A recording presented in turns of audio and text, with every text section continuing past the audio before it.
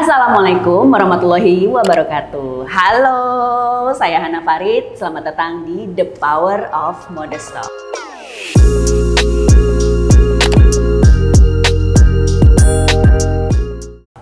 Dan di episode ini pasti aku nggak sendiri. Dan kita yakin di setiap episodenya The Power of Modest Talk kita akan belajar, kita akan sharing, kita akan menguak bagaimana keberhasilan setiap brand dan juga ownernya dalam membesarkan brandnya. Dan di episode kali ini aku akan mengundang Teh Trini. Assalamualaikum warahmatullahi wabarakatuh. Nah, Teh Trini ini dari Dinai dengan pengalaman yang luar biasa banget. Usahanya banyak, jadi mau ditanyain aku mau nanya ini, mau nanya ini banyak aja pertanyaannya ya gitu.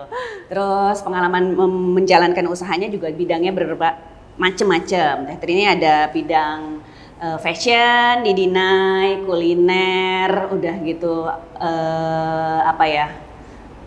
usaha penyewaan banyak lah ya gitu ya, usaha-usaha lainnya juga kali ya. Tapi kan? yang menarik dari Teh Trini itu memulai Dinai di usia senja matang. Di usia 42 tahun. Betul. Baru memulai usaha fashion. Sementara rata-rata brand modest fashion itu waktu dia SMA, waktu Betul. dia kuliah atau enggak belum menikah, itu rata-rata seperti itu. Tapi Teh Trini itu justru memulai ketika sudah 18 tahun menjalani profesi di bidang perbankan. Betul. Nah, kita akan tanya nih. Nah, Dinai sekarang udah ada di mana-mana.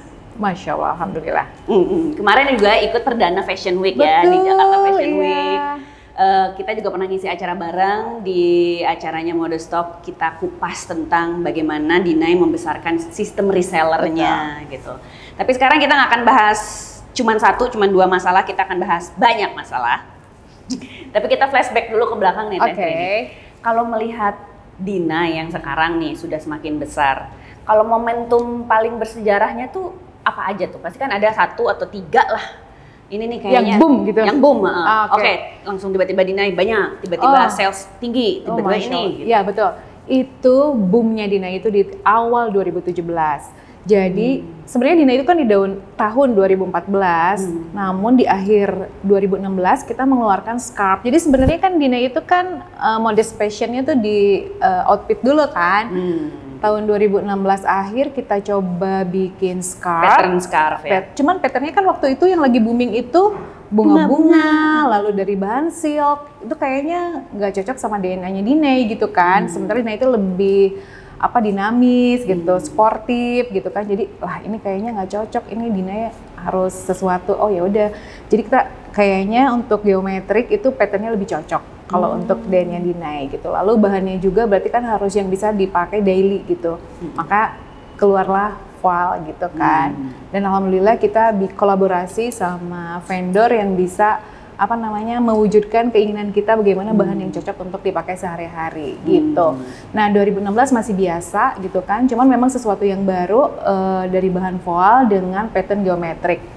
2017, 2018 boom. Oh itu 2 tahun lah ya. 2 tahun dan itu organik banget, organik banget. Nggak pakai ads, nggak pakai apa itu. Jadi itu Bismillah mulut ya. ke mulut gitu. Betul, itu nggak ngerti juga. Jadi suami aku bilang, Bun ini yang beli siapa? Ini kayaknya malaikat yang beli gitu. Soalnya nggak ngerti itu tiba-tiba ngebum banget gitu kan. Nah itu di 2017, 2018, 2019 pandemi. Dan kemudian ya gitu aja muncul brand-brand baru yang lebih keren. Tapi yang pasti kita bisa tetap bertahan gitu. Oke, sekarang kuncinya bertahan dulu ya. Betul. Karena nggak bisa dipungkiri ini curhatan para band juga. Iya. Katanya tahun ini tuh tahun tersulit, benar nggak? Betul banget. Ya? Lebih sulit daripada beres pandemi tahun lalu. Bukan, lebih berat pada saat pandemi kita masih aman-aman aja. Oh, sekarang Setelah pandemi agak menurun dan sekarang lebih alhamdulillah.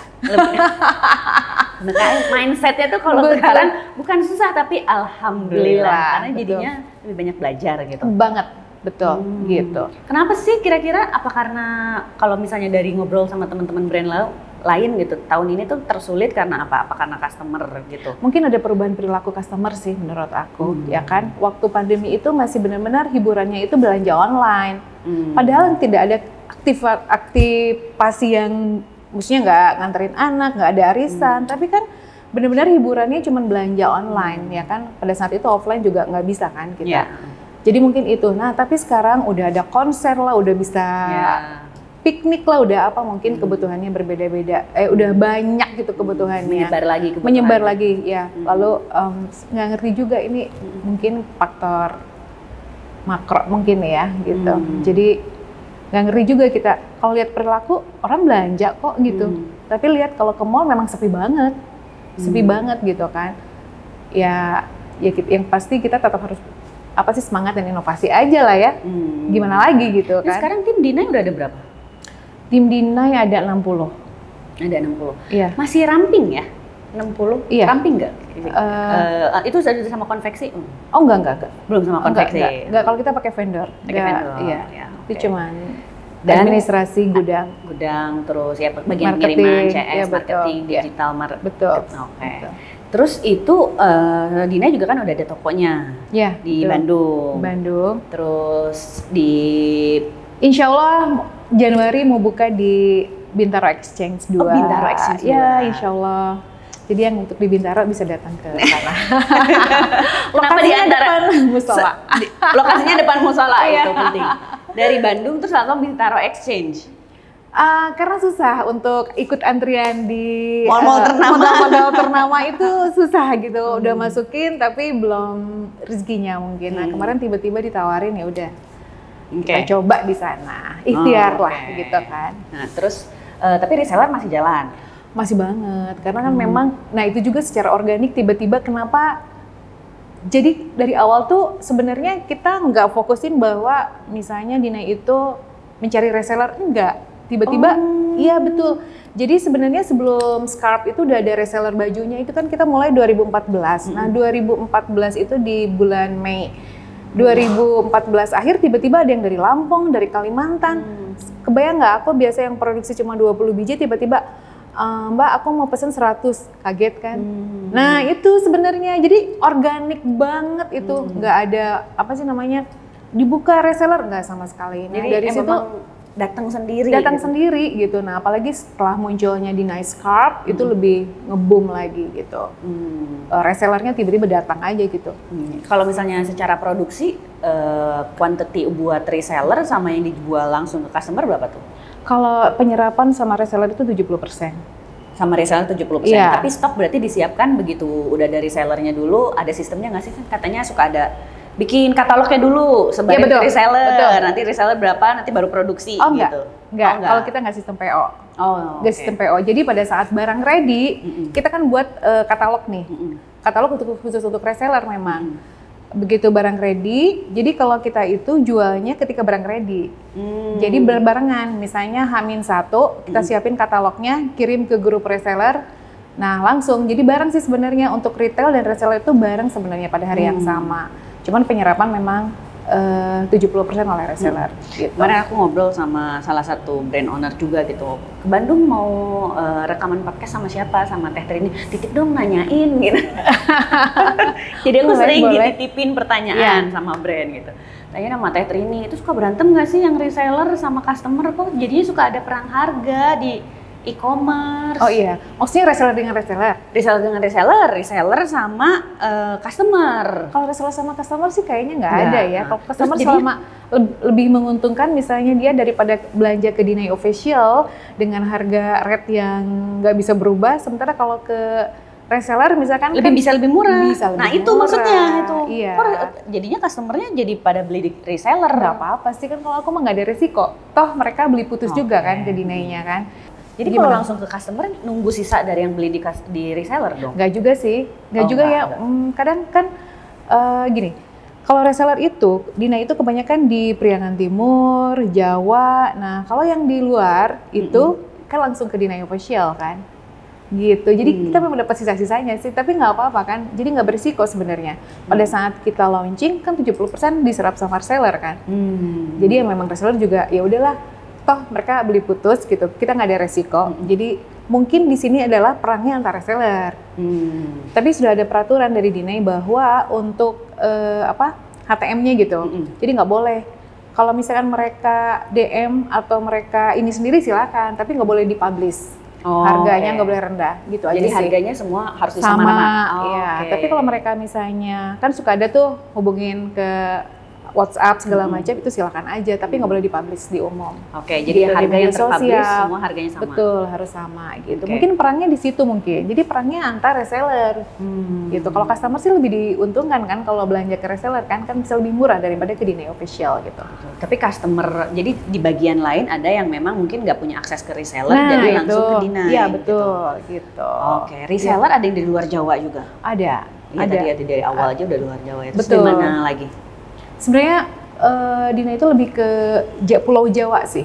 Pulau Jawa dan Sumatera. Baru Pulau Jawa dan Sumatera. Kalimantan sekarang belum gitu. Jadi baru terpusat di situ. Jadi sebenarnya kita masih optimis karena kuenya masih banyak sebenarnya kan. Gitu aja. Terus lagi untuk ini kan semuanya organik gitu. Betul. Datang sendiri ke Dinai gitu. Iya. Itu ada kontraknya. Ada. Oh, ada. Jadi memang dari awal tuh ada. Ada kontraknya. Dari awal tidak biasa gitu kan, kita belajar dari pengalaman. Awal sih nggak ada kontrak, tapi setelahnya itu tadi yang perang antar reseller, akhirnya kita bikin aturan gitu. Lalu kalau misalnya reseller udah nggak aktif belanja selama 3 bulan, ya otomatis berarti dia keluar.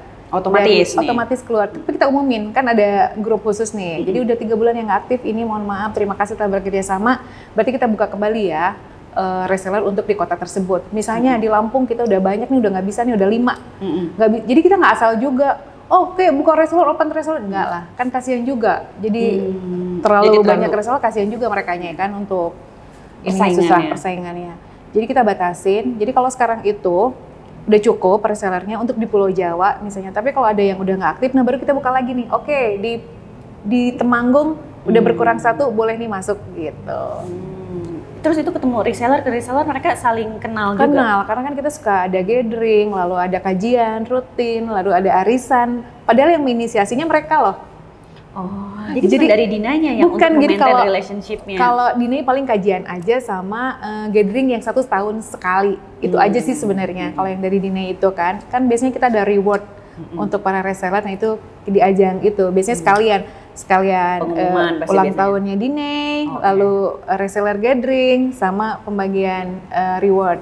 Oke, pengumuman untuk misalnya best ya, apa betul, gitu ya. Ya. Yang paling gong waktu itu hadiahnya apa? Yang paling gong sih ya Mas ya kan, gitu. Pakai ya, kan ya, pakai logam mulia. Nah itu kita pernah liburan. Oh pernah? Iya pada awal-awal sih liburan umroh. Biasanya kalau umroh dibawa, tapi kalau liburan enggak ditunein aja, mendingan buat belanja gitu. Jadi ya udahlah kalau gitu mah. Jadi akhirnya sekarang logam mulia aja. Logam mulia. Iya. Terus kalau dari karakternya sendiri, yang reseller ini karakternya apa? Misalnya dia ibu bekerja, jadi side jobnya jadi resellernya Dinai. Nah itu masya Allah aku mau cerita nih ya. Jadi itu 70% itu ibu-ibu rumah tangga yang the power of kepepet gitu. Aduh gimana nih, saya harus dapat penghasilan karena suami baru di PHK. Terus kayaknya saya ini punya anak, saya nggak keurus, tapi saya berprofesi sebagai guru, saya berprofesi sebagai bidan, tapi ini gimana ya gitu. Dan masya Allah itu banyak banget yang cerita, Teh makasih ya sekarang udah punya rumah, Teh makasih ya udah bisa sekolahin anak. Bukan makasih sama saya bilang gitu, mungkin izin Allah aja gitu kan.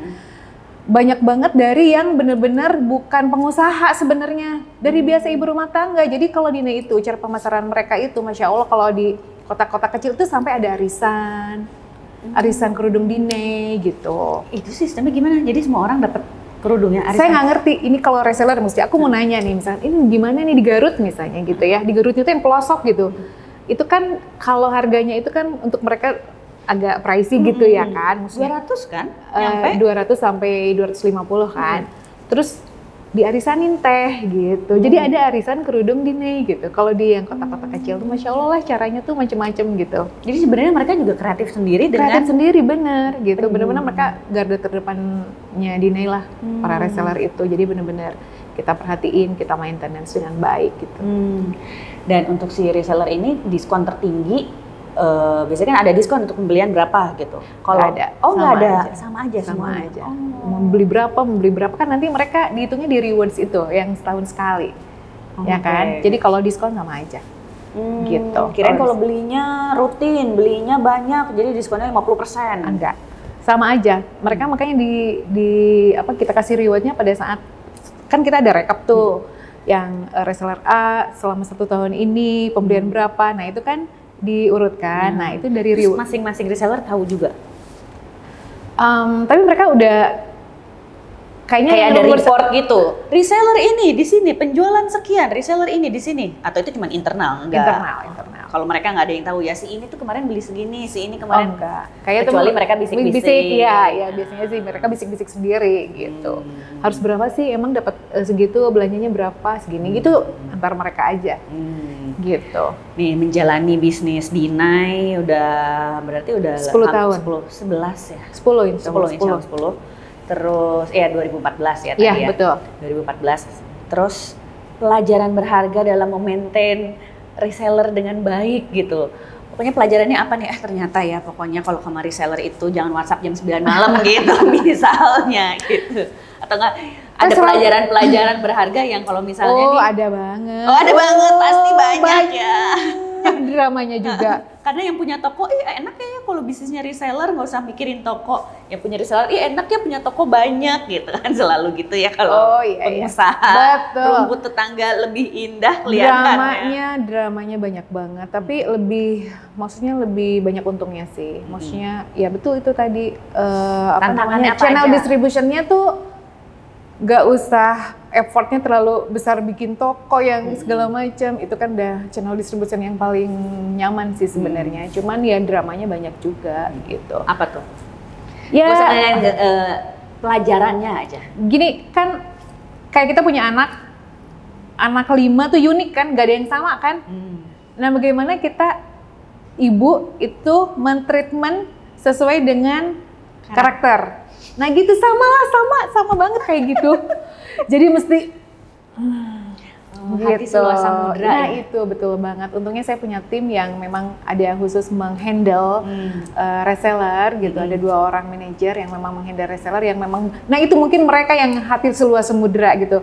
Jadi 2 tim saya itu benar-benar lapor ke saya itu ketika masalahnya sudah selesai. Selalu gitu. Oke. Tapi kalau misalkan nggak bisa dihandle oleh mereka, baru report ke saya gitu. Itu yang 2 orang itu yang hatinya seluas samudra.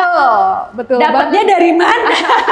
Apakah keluarga atau nggak tim yang ternyata udah bergabung dari awal, atau jangan-jangan tarikan nih dari bank waktu itu? Betul banget. Jadi gini, aku dulu tuh punya bukan anak buah ya, cuman kan memang kan kelihatan lah ya kan gitu. Itu kerjanya bagus segala macam. Pada saat saya keluar, mau hijrah nggak, mau resign nggak, itu ini loh menyem gitu. Terus masuk, ya Bu mau tarik gitu. Terus satu lagi itu temen aku dari kuliah yang memang kalau misalkan ujian nyontek dong, nggak belajar nyontek. Jadi teman nyontek aku itu sama andalan aku ketika di kantor dulu. Itu aku rekrut dan alhamdulillah kan jadi. Dan bisa. Itu dari tahun berapa tuh mereka? Mereka baru 6 tahun yang lalu bergabungnya. Baru 6 tahun yang lalu, Masya Allah 6 tahun lama ya. Iya. Nih juga nih pertanyaan selanjutnya, bisa memaintain tim karena katanya sesusah-susahnya ngurusin profit and loss di Excel, laporan keuangan, lebih susah ngurusin orang. Banget. Setuju? Banget. Karena nggak semuanya sama, mempunyai visi dan misi yang sama, benar-benar itu hal yang tersulit. Dan saya tadi dari awal udah bilang alhamdulillah 18 tahun bekerja di instansi itu membuat saya terasah juga untuk mengelola SDM. Cuman memang suka muncul insting, feeling dan lain sebagainya itu harus jalan banget. Ketika ada fraud dan lain sebagainya itu pasti ada. Dan alhamdulillah walaupun telat itu pasti ketahuan gitu. Itu karena suka ada insting yang jalan segala macam. Benar yang mengelola tim itu yang paling sulit karena kan nggak semua dari latar belakang yang sama, gak semua mempunyai sikap yang amanah gitu. Jadi itu sih yang paling benar-benar itu tuh aku harus benar-benar itu nggak bisa ngandelin orang. Tapi kalau masalah pengelolaan SDM, saya sendiri yang harus turun gitu. Oh jadi Teh Trini lebih banyak ngurusin karyawan gitu, tim daripada production. Ya kalau udah jalan sih, alhamdulillah tim udah bisa jalan segala macam. Jadi maksudnya yang lebih dipercayakan kan ada orang yang gue nggak bisa deh ngurusin orang, nggak apa-apa gue ngurusin kain, ketemu vendor daripada ngurusin orang gitu. Oh, kebalik kalau Teh ini. Okay. Kebalik gitu. Karena kalau itu kan udah terlatih gitu dan tapi tetap kembali lagi keputusannya di aku sih, walaupun itu produksi dan lain sebagainya gitu. Tapi mereka udah jalan, alhamdulillah.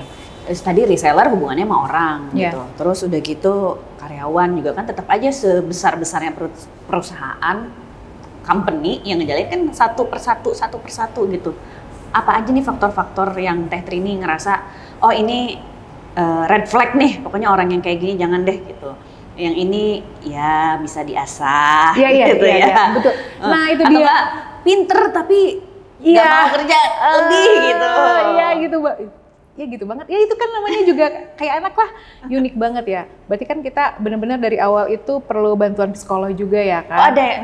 Ada. Jadi pada setiap kita berkala sih suka minta bantuan vendor yang psikolog bisa baca perilaku orang dari tulisan segala macam. Nah dari situ kita tahu karakternya. Takutnya kan kita salah penempatan. Dia memang pintar, tapi sebenarnya dia nggak tepat nih kalau di. Nah itu jadi benar-benar itu ngebantu banget. Jadi kita suka rutin, oke, tolong minta reportnya seperti apa. Oh ini tuh kurang form di sini ya, harusnya dia tuh di bagian ini karena dia punya kelebihan itu. Nah kita atur seperti itu dan alhamdulillah sih kalau sekarang better lah daripada dulu. Karena kan saya juga nggak cenayang yang bisa ini gitu, jadi minta bantuan vendor juga sih.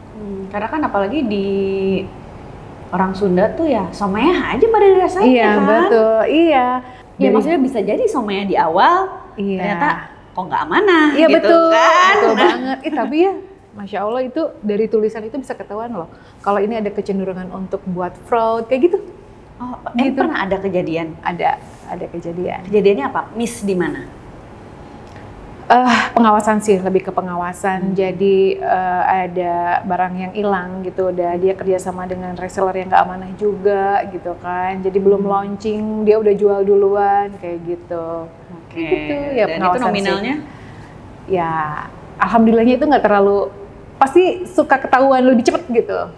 Jadi ini sergap. setiap waktu episode-nya Mode Stock selalu ada cerita, ada ya Fraud, itu, iya. ada misalnya entah barang yang diambil, Iya, betul. atau desain yang Data, dicuri, iya, betul. data, terus udah gitu transfernya ke rekening pribadi, Iya. gitu. Jadi memang dalam menjalankan bisnis apa emang selalu harus ada ruginya dulu gitu? Harus apa? Rugi?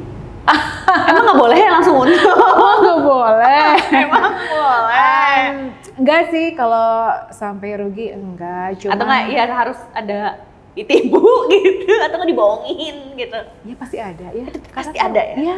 Ya gitu tadi, latar belakang orang itu nggak sama kan. Ya itu ada yang bisa terlihat somea tapi ternyata enggak gitu. Dia punya, ya gitulah. Jadi paling susah memang pengelolaan SDM. Paling susah. Jadi makanya itu yang harus concern saya ini. Kan segala sesuatu kalau misalkan nggak kompak, nggak apa, nggak akan bisa berjalan. Ya kan? Ada cara sendiri nggak nih untuk biar timnya kompak gitu, atau nggak? Kalau misalnya ada yang nggak jujur ya setidaknya ada yang ngaduin, jangan sampai Iya. jadi nggak jujur semua. Iya gitu, betul, jadi, betul. Gitu. Nah itu, ya gitu sih. Ya maksudnya 90%, alhamdulillah 99% sih alhamdulillah insya Allah pada baik gitu ya kan. Ya kita usahain misalnya kita sering ada gathering karyawan juga kan buat Oke, mengikat, gathering karyawan. gitu itu penting banget juga kan. Terus suka ada ini nggak kaki tangannya gitu? Iya betul ada. Ada. Tentunya ada, harus Tentunya. ada gitu ya kan. Terus, Spy gitu ya kan, harus ada. Lagi mana ya kan? Gitu saya tempatin orang-orang yang saya percaya gitu. Terus Dinai juga, ini kita boleh nyerempet-nyerempet ke usaha yang lain nggak? Boleh. Aduh usaha apa tuh? Yuk mari. Diceritain tuh usahanya ada berapa macam? Enggak banyak sih. Kalau ya Dinai sih. Karena ini juga banyak pertanyaan, oh Dinai itu kan yang punya ini, punya ini. Aduh. loh. Itu kadang-kadang suka jadi besar. Jadi diluruskan gitu. coba Teh Oh, Trini. boleh. Ya saat ini alhamdulillah Dina itu dengan doa Indonesia. Lalu adik baru nih Kilwa Indonesia. Baru lahir banget Kilwa, coba di follow ya. Bedanya apa Kilwa? Kilwa itu lebih ke ininya aja, pasarnya C. Oke. Gitu. Di C. Jadi kita main di situ. Doa lebih premium, Iya betul. syari. Iya betul. Doa lebih premium dan syari. Udah sih itu. Dinai, terus yang di Kalau Jalan itu kan Serayu. suami kan. Oh yang di Jalan Serayu tuh Ada sebenarnya. punya anak, punya suami kan. Kalau saya sih ya itu fokusnya di situ. Kalau yang restoran yang di Jalan Citarum, Itu suami aku. Oh, gitu. jadi Pokoknya memang- kalau kuliner, Oh, kuliner. kalau kuliner itu ada coffee shop gitu kan, ada restoran, ada kafe. Itu suami. Tapi kalau untuk Airbnb kayak gitu cabin penyewaan itu naik Diara gitu. Jadi Bisnisnya. sebenarnya mindset berwirausaha tuh dari suami, Teh Trini, Nah itu ya, anak-anak gitu. nah itu ya alhamdulillahnya tuh ya betul. Ketika jadi karyawan itu kan rezekinya hanya untuk diri kita dan keluarga, ya kan? Tapi kalau ketika kita usaha benar 9 dari 10 pintu rezeki dari berdagang itu benar-benar kita rasakan gitu. Ketika kita jadi wirausaha, pintu-pintu yang rezeki yang lain, pintu-pintu usaha yang lain itu tiba-tiba kebuka tanpa kita apa ya? Tiba-tiba ini misalkan ada brand yang bagus nih, ya udah itu suami aku kan ikut di SSST juga. Apa gitu. tuh SSS? Ada brand laki-laki gitu. Nah kayak gitu tiba-tiba terbuka. Kayak misalkan ada yang nawarin teh, kita tawarin, ada yang tiba-tiba yang nawarin kerjasama di restoran lah, lalu coffee shop lah gitu. Tiba-tiba kebuka aja rezekinya, usahanya gitu. Pintu-pintunya tuh tiba-tiba kebuka aja, nggak kita cari-cari sebenarnya, nggak pernah dicari gitu. Tapi terbuka aja sendiri, alhamdulillah. Terus tiba-tiba ya, teh ini kita kerjasama ini, oh ayo gitu. Kalau lihat dan alhamdulillah pada rata-rata semuanya partnernya itu amanan, jadi enak aja sih, gitu. Ya tawaran itu datang tidak mungkin disambut kalau tidak ada modal. Modal dalam artian pengalaman pastilah Betul. gitu. Pengalaman, terus kemampuan menganalisa gitu. Iya. Selain finansialnya ya tentunya ya, tapi kan semua juga pasti ada bekal gitu dari Teh Trini sama suami gitu. Oh, bisa nih ini. Karena aku yakin di luar yang diterima pasti juga banyak yang ditolak gitu.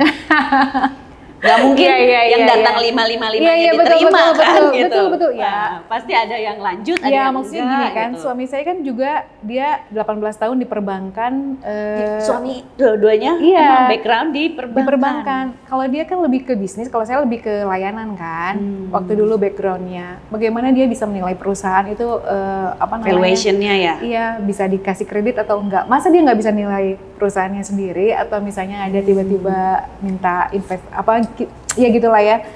Dia kan Ini bisa ternyata nilai. ini resepnya. Iya, gitu kan dia masa selama ini 18 tahun punya pengalaman ya udah dia yang kalau itu lebih ke suami sih. Kalau untuk pengembangan usaha kalau aku sih lebih ke Dinai, makanya kalau untuk pengembangan usaha itu suami aku yang ngembangin. Jadi yang matanya jeli terus pintar melihat projection Iya. angka-angka itu, oh ini ada harapan, oh ini bisa nih gitu Iya. dikembangkan. Iya, Itu betul. sebenarnya support dari suami ya. Iya, suami.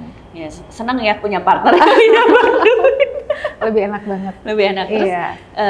akhirnya memulai doa nih. Oh iya.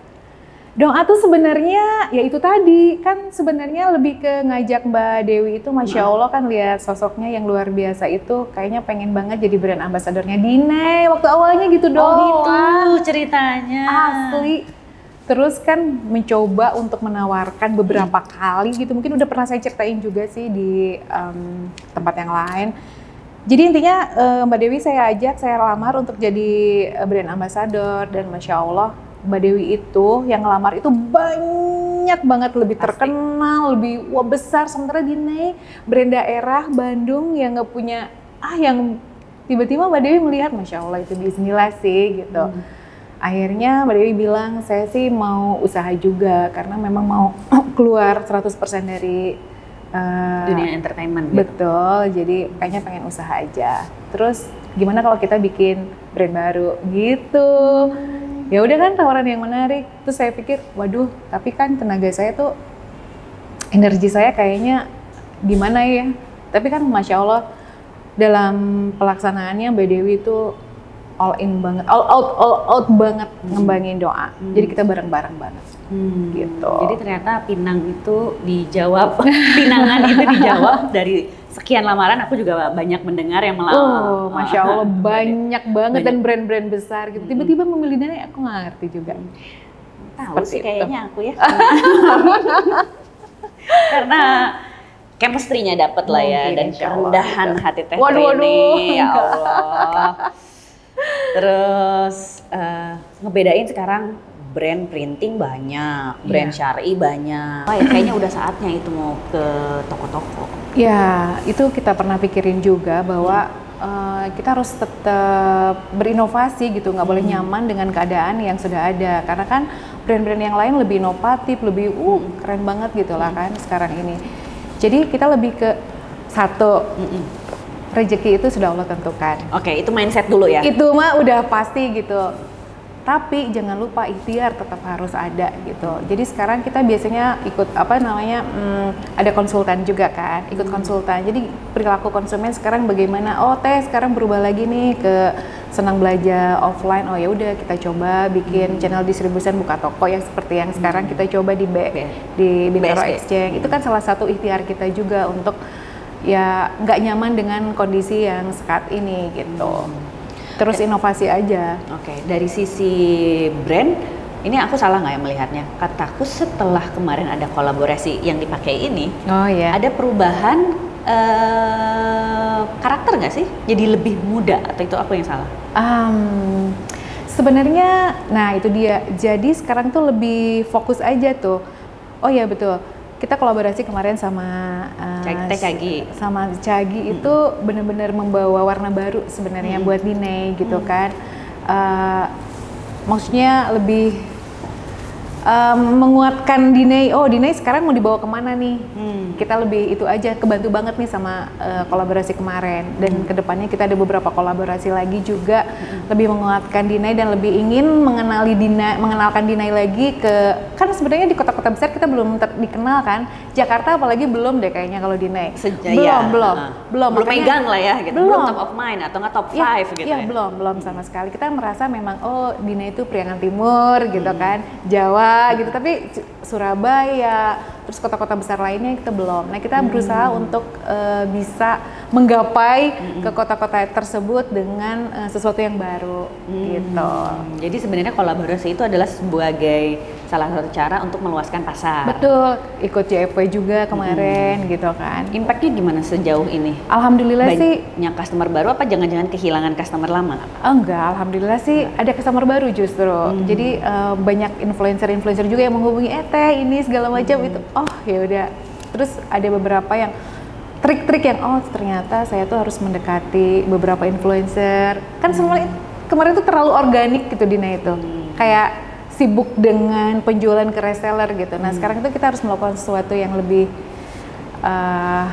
apalagi ya bisa lebih dikenal, itu harus melakukan langkah-langkah apa gitu. Nah kebuka gitu. Jadi ternyata emang benar ya katanya kalau misalnya udah Fashion Week influencer jadi lebih ramah gitu ya. Iya betul. Jadi maksudnya karena kesannya brandingannya udah naik, terus influencer malah yang menawarkan duluan. Iya ada beberapa sih alhamdulillah gitu. Produk-produk buat. Ya enggak mungkin karena sebelumnya nggak tahu, bukan berarti gimana. Iya. Karena jadi sebelumnya nggak tahu. Fashion Week itu adalah pintu awal gitu ya betul. untuk dikenal. Iya gitu. betul. Karena selama ini kan kalau Dina itu belum deh. Kalau di Jakarta belum. Kemarin kita ikut, oh ada Dina ya gitu. Brand Bandung ya gitu sih. Terus kalau setelah pelajaran itu jadi Dina karakternya lebih apa? Karena dulu aku ngeliat kayaknya Dina itu pekerja kantoran. Bener nggak? Iya kan karena dari akunya kan dari awal itu kita bikin bajunya memang untuk teman-teman di kantor, ingat nggak? Teman-teman di kantor, iya yang jadi kayaknya pegawai instansi juga betul, gitu. Iya. Sekarang lebih ke karena sekarang sudah. Jadi sekarang ada yang muda juga bisa, yang sekarang kayaknya mulai dari usia 21 tuh udah bisa pakai Dinai, sampai 55 juga udah bisa pakai Dinai, masih nyaman gitu, masih pantas gitu kalau pakai Dinai. Oke. Gitu. Terus ini pertanyaan yang juga sering aku tanyain, emang kalau mau bikin usaha itu jualan pertama itu yang memang dari circle terdekat ya, kayak tadi betul. Dinai jualan customernya awalnya ya teman-teman kantor, kantor gitu. Betul. Jadi bener gak nih teorinya? Kalau mau bikin usaha minimal punya networking yang bagus. Betul banget. Oh iya? Iya betul banget. Nah itu saya bilang mungkin kan merasa usahanya di usia senja, tapi ternyata enggak kan. Usia kemarin itu kita udah punya network yang lumayan luas gitu kan. Jadi bertemu dengan vendor, bertemu dengan ini tuh lebih gampang karena sudah punya sebelumnya gitu. Jadi si 18 tahun pengalaman itu adalah sebenarnya future customer. Betul banget. Jadi bukan customer juga. Ada beberapa yang misalkan yang biasa kita kerjasama dengan instansi saya dulu misalkan untuk exhibition atau untuk apa segala macam. Jadi sekarang gampang gitu, aku udah punya brand, ayo tah ikut gitu, ayo tah kita pergi ke sana, kita mau ada exhibition ke Malaysia, ke Singapura, ke Brunei gitu. Nah kan awalnya sama lah, kita juga angkut koper sendiri, jualan sendiri kan dari situ. Cuma network itu diperoleh dari 18 tahun betul, bekerja. Iya. Sebenarnya ini membuka juga ya, kalau jadinya siapapun yang baru lulus, misalnya masih punya mimpi jadi berwirausaha, ya kerja dulu aja sama orang, perluas networking dulu ternyata betul. ya. Gitu. Pelajari dulu gitu kan. Gak melulu harus terjun langsung jadi pengusaha. Tapi gitu. ada juga sih yang langsung, ya itu kan lebih ke apa ya namanya? Ya kalau mau ikhtiar dulu untuk bekerja kayaknya itu lebih asik aman, deh, gitu lebih ya. aman. Lebih aman karena ada pengalaman. Oke. Terus sepenting apa mau maintain relationship sama sama tadi tuh sama temen-temen, sama klien, sampai Teh Trini ngerasa Teh Trini itu soalnya temennya di mana-mana pisan gitu ya. Sepengaruh itukah di usaha? Jadi kayak banget. Iya, benar-benar kita harus menjalin menjalin pertemanan dengan sesama pengusaha karena dari situ ada info-info baru, terus kayak saling support gitu kan. Kalau misalkan kita punya bahan bagus, ini cobain aja di sini. Karena dengan berbagi seperti itu rezeki kita malah nggak hilang gitu. Ya kan? Jadi kayaknya memang harus banyak berbagi aja, berbagi pengetahuan, berbagi info gitu. Jadi sebenarnya penting banget sih kalau pergaulan-pergaulan itu jadi memberikan positif aja gitu. Jadi memang harus banyak bergaul. Jadi kalau menurut katanya pengusaha itu ya sibuk sendiri, jadinya nggak ada temen. Justru sebenarnya harus dikebalikan. Iya, betul. Justru harus bertolak belakang karena ketika sudah kalau saya sih ngerasanya seperti itu. Dari pengalamannya Teh Trini ya, karena aku ngedengar masuk ke teman aku yang ini, tahu nggak Teh Trini Dinai? Masuk lagi geng yang ini, Teh Trini Dinai gitu. Jadi emang kayaknya ya bisa usaha yang majunya cepet itu yang tanda kutip gaul gitu, misalnya temennya ada di mana-mana. Iya, gitu. gaul yang positif lah ya gitu. Ya tentunya punya geng di mana-mana. Kalau misalnya nyebelin ya tetap aja nggak ditemenin kan gitu ya. Jadi tetap maintain relationship itu over cuan berarti ya, atau itu menjemput cuan? Menjemput cuan. Menjemput cuan. Betul, iya menjemput cuan. Insya Allah. Masya Allah, itu dia. Boleh diulangin lagi, jadi kunci-kuncinya dalam memaintain relationship dengan customer, memaintain relationship dengan reseller, dengan karyawan, dengan geng ini, geng itu, geng ini, teman-teman gaul, kuncinya apa aja? Karena aku ngelihat Teh Trini ini sangat bisa dijadikan contoh untuk memaintain relationship yang baik sih gitu sesama teman. Gitu. Sebenarnya itu tadi kita benar-benar harus beradaptasi aja dengan karakternya masing-masing gitu kan. Misalkan customer karakternya seperti ini, bagaimana caranya supaya kita bisa masuk. Reseller ya kita sesuaikan, bukan berarti mereka yang harus menyesuaikan dengan saya gitu. Dulu malah saya yang harus beradaptasi dengan karakter mereka masing-masing. Jadi Teh Trini yang bersedia beradaptasi gitu? Ya iyalah, ya kan? Terus memang harus ngerasa kalau temennya banyak, suka ngerasa aku kayaknya dimanfaatin deh gitu? Enggak sih, alhamdulillah. Enggak. Enggak, selama ini sih enggak. Pada ya saling ini simbiosis mutualisme semua sih, alhamdulillah. Jadi ternyata poinnya kita yang harus mengalah dulu untuk beradaptasi. Iya betul banget. Iya gitu. Terus ada lagi poin selanjutnya? Poin selanjutnya ya berusaha untuk amanah aja. Kalau kita nggak amanah berarti nggak akan mau reseller, customer gitu. Misalnya kalau customer itu lebih ke bener loh, ini memang bahannya bagus, nyaman dipakai, kayak seperti itu gitu ya. Kalau ke reseller yang memang kita membina hubungan dengan baik, kita pastikan bahwa produk kita memang yang terbaik yang diberikan kepada mereka gitu. Teman-teman juga sama lah. Gimana caranya supaya kita bisa memberikan value kepada mereka gitu, ya kan? Value kepada mereka. Jadi value-nya bisa jadi teman yang enak untuk diajak diskusi, gitu ya, terbuka pada knowledge atau berbagi pengalaman gitu ya. Gitu sih. Sip. Kalau gitu terima kasih Teh Trini. Sami-sami. Untuk waktunya udah meluangkan aku datang ke Bandung. Ih, seneng banget, aku tersanjung ketika ini dibela-belain. diajak. Pokoknya Teh Trini bisanya kapan? Hayu. Karena pergi-pergi terus. Enggak, justru ini tersanjung banget. Terima kasih Modestock, supaya Modestock tuh menjadi inspirasi bener-bener. Sekarang tuh kalau ada apa-apa lihatnya Modestock, Masya Allah. Jadi senang banget bisa menjadi bagian dari Modestock. Terima kasih. Terima kasih, doakan ya. Kita mau ada event tanggal 14 Desember, ditunggu. Ayo Ya. Ayo. 14 Desember. Kita support insya Kalau Allah. gitu, mohon maaf kalau ada salah-salah dan kalau ada kekurangan. Tunggu episode selanjutnya. Jangan lupa subscribe. Saya Hana Farid dan juga Teh Trini dari Dinai. Wassalamualaikum warahmatullahi wabarakatuh. Hatur nuhun.